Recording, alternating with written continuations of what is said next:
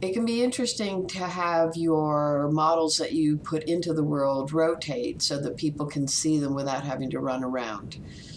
In order to make an object rotate, you're going to use either the create or the activate command. In our example here, we have activate rotate.